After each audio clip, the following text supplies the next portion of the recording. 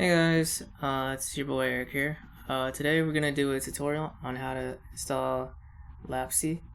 Uh, I think that's how you pronounce it. I actually tried to look up how you pronounce it, but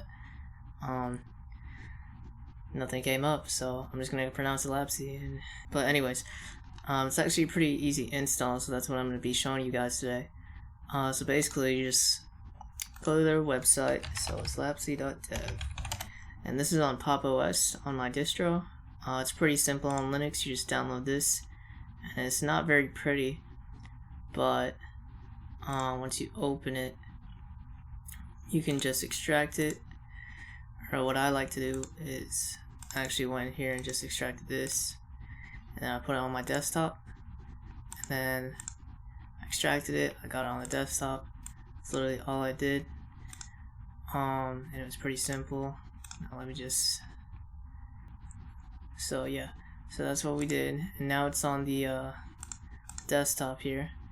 So it doesn't open if I did that, but if you do right click run as program, then it works. Then you can open the folder. First thing when you come in here, this is probably gonna be turned on shell and stuff.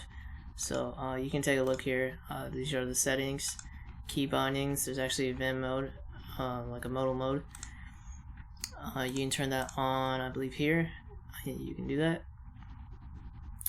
And then personally I like to leave that on. And personally I also like to set the terminal to bash, which I keep emphasizing. I think it was on shell on default, but I prefer it like that, so I can just go ahead and cargo run things in the terminal and such pretty fast. So let me just go to my script here. Yep. Alright, so let's say for example I was just gonna run this, right?